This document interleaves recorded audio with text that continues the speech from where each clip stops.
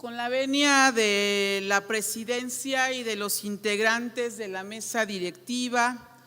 compañeras y compañeros diputados de esta soberanía, medios de comunicación que nos acompañan y ciudadanos que nos siguen por las distintas plataformas digitales institucionales.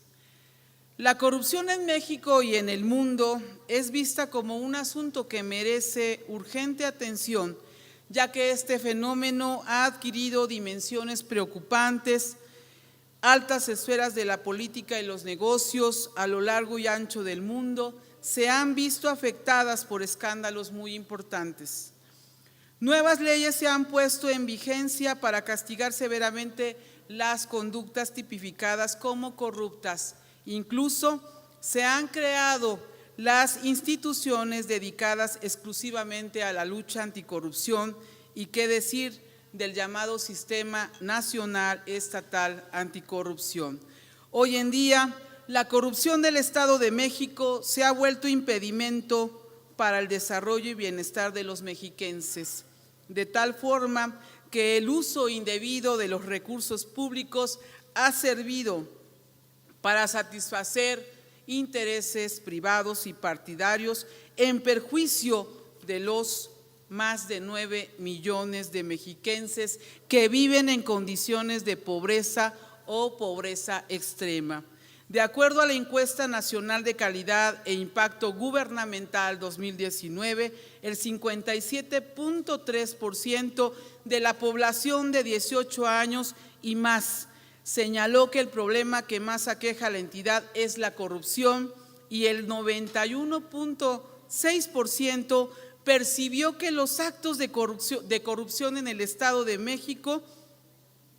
son muy frecuentes o frecuentes, por lo que es preciso ponerle fin. Durante años, la administración de los recursos y bienes del Estado ha carecido de una eficiente y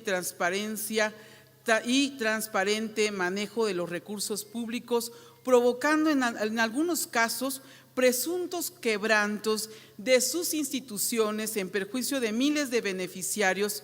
y las evidencias abundan. Ejemplo de ello es el ICEMIN. Su presunto saqueo no tiene precedentes. Del análisis en conjunto de las cuentas públicas 2008, 2009, 2010, 2011 y 2012 se aprecia un patrón de saqueo.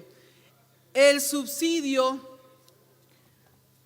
anual al fondo de pensión se ha utilizado para propósitos diversos o desaparece. Se condonan deudas millonarias a entes públicos sin ninguna justificación. Los centros departamentales con que contaba, mismos que generaban anualmente un ingreso aproximado de 145 millones, con la llegada de Enrique Peña Nieto al poder, los ingresos pasaron en el 2006 a tan solo 9 millones, para después desaparecer de los ejercicios fiscales 2007 y 2008. Desaparecieron sus centros sociales y se privatizó a través de procesos de subrogación diversos servicios médicos y administrativos, tales como el servicio de comedor, lavandería, limpieza, fotocopiado, equipo de cómputo, imagenología y farmacia.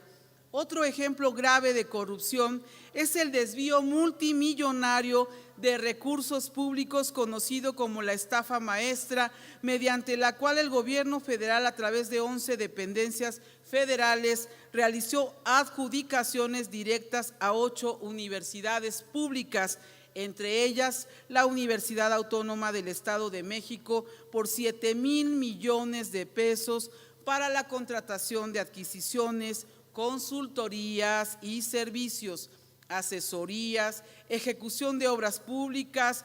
estudios técnicos y supervisión, programas de desarrollo social y desarrollo agrario, territorial y urbano. A través de estos contratos, las universidades triangulaban los recursos al entregarlo a otras empresas, en su mayoría fantasmas, y por este servicio las universidades cobraban 1,000 millones de pesos como comisión. Como resultado de las auditorías forenses realizadas por la Auditoría Superior de la Federación, las universidades respecto de la cuenta pública del 2013 y 14, se concluyó que éstas habían violado la ley, puesto que no contaban con la capacidad técnica, material y humana para cumplir con sus obligaciones convenidas y por ello habían recurrido a la subcontratación de empresas que no existían y que simularon prestar los servicios. El estudio "Las universidades públicas dentro de la estafa maestra", realizado por el Observatorio de la Corrupción y la Impunidad de la UNAM, señala que de acuerdo a los datos de la Auditoría Superior de la Federación, la Universidad Autónoma del Estado de México celebró por lo menos 70 convenios de diferentes dependencias federales como la Secretaría de Educación Pública, la Secretaría de Desarrollo Social, el Instituto Nacional para la Educación de los Adultos Mayores, la Comisión Federal para la Protección contra Riesgos Sanitarios, entre otras, por un monto de 4,415 millones de pesos. Por estos convenios, presuntamente la UAM habría cobrado la cantidad de 280 millones como comisión. Cabe señalar que los montos millonarios estaban destinados en algunos casos a solventar las necesidades de la población vulnerable. Es el caso de la empresa Iviena Servicios, cuya supuesta contratación de servicios era para ofrecer apoyo técnico en la cruzada nacional contra el hambre. Por estos hechos, en el 2019, el Tribunal Federal de Justicia Administrativa resolvió que el apoderado legal de la UAM incurrió en omisiones al no supervisar la correcta integración y puesta en marcha de ventanillas de atención para el padrón de beneficiarios al programa de atención de pensión para adultos mayores, al esquema de inclusión financiera conforme al convenio que la UAM firmó con la Secretaría de Desarrollo Social en febrero del 2013. Además, concluyó que realizó cobros injustificados porque las ventanillas no fueron abiertas o lo hicieron de forma parcial, lo cual provocó que no cumpliera la meta de incorporar a 1,600,000 beneficiarios al programa. Por estos hechos, se le impuso una responsabilidad resarcitoria por 157 millones de pesos. Dicho Tribunal Federal también ratificó el cargo de responsabilidad resarcitoria en contra de la exdirectora de Recursos Financieros de la UAM por 10 millones de pesos por el daño causado a la hacienda pública por la omisión de ejercer y verificar la correcta aplicación de los recursos públicos que no se aplicaron en el convenio celebrado entre la universidad y la Secretaría de Desarrollo Social en el proyecto de acompañamiento a jornaleros agrícolas, además de sancionar con 41 millones de pesos al exdirector del Fondo y Desarrollo de la Investigación Científica y Tecnológica de la UAM por las subcontrataciones fraudulentas efectuadas. Podríamos seguir hablando de la mala administración de los recursos y bienes del Estado, de los 10 hospitales inconclusos, del tren interurbano México-Toluca, de los contratos con OHL, por decir algunos. Ante la multitud de escándalos de corrupción y la creciente desconfianza de la ciudadanía en los gobiernos, es necesario fortalecer las medidas para prevenir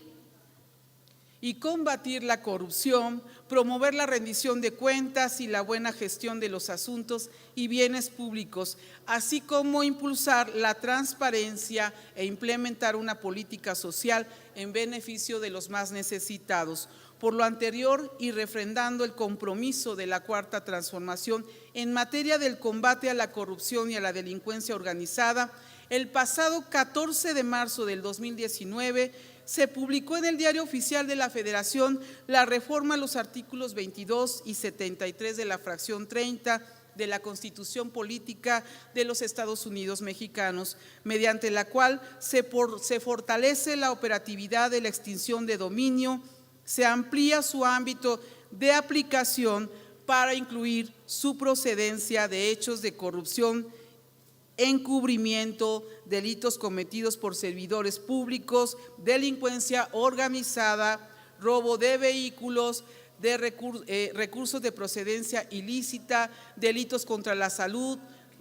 secuestro, extorsión, trata de personas y delitos en materia de hidrocarburos petrolíferos. Con fecha del 9 de agosto del 2019, fue publicado el decreto por el que se expide la Ley Nacional de Extinción de Dominio, que establece los mecanismos para que las autoridades administren los bienes sujetos al proceso de extinción de dominio, los mecanismos para que, atendiendo al interés público, las autoridades lleven a cabo la disposición, uso, usufructo, enajenación y monetización de los bienes sujetos a dicho proceso y los criterios para el destino de los bienes cuyo dominio se declare extinto en sentencia y, en su caso, la destrucción de los mismos, otorgando un plazo de 180 días a partir de su entrada en vigor para que las entidades federativas armonicen su legislación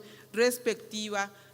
a dicho decreto. Es relevante mencionar que este decreto también reforma y adiciona diversas disposiciones a la Ley Federal para la administración y enajenación de bienes del sector público, con el objeto de regular la administración, enajenación y destino de los bienes y empresas improductivas para el Estado y de los bienes sujetos a procesos de extinción de dominio por parte del Instituto para devolverle al pueblo lo robado. Actualmente, la administración, disposición y procedimiento de enajenación de bienes asegurados, embargados, abandonados, decomisados o de extinción de dominio está a cargo de la Fiscalía General del Estado, por lo que, considerando que la función de la Fiscalía es la procuración de justicia y no la administración de bienes, se propone abrogar la ley para la administración de bienes vinculados al procedimiento penal y la extinción de dominio para el Estado. Por lo anterior, en el Grupo Parlamentario de Morena consideramos trascendental y oportuno ajustar nuestro sistema normativo en términos de la Ley Nacional de Extinción de Dominio y la Ley Federal para la Administración y Enajenación de Bienes del Sector Público, a fin de aumentar la eficiencia en la administración, depósito y destino de bienes, activos o empresas a las que refiere la presente iniciativa y garantizar que los activos recuperados se apliquen con sentido social en beneficio de la sociedad. La presente iniciativa tiene como objetivo aumentar la eficiencia en la administración, depósito y bienes, activos o empresas señaladas en su artículo primero mediante procesos transparentes que podrán ser consultados por la autoridad judicial estatal, la Fiscalía General de Justicia del Estado de México, las dependencias y entidades de la Administración Pública del Estado y las personas que acrediten un interés legítimo para ello. Además, establece como procedimiento de enajenación la donación y la venta a través de licitación pública, subasta, remate, adjudicación directa o sorteo, los cuales deberán realizarse de forma económica, eficaz, imparcial y transparente, buscando asegurar las mejores condiciones de enajenación de los bienes para obtener el mayor valor de recuperación posible y las mejores condiciones de oportunidad, así como la reducción de los costos de administración y custodia a cargo de las entidades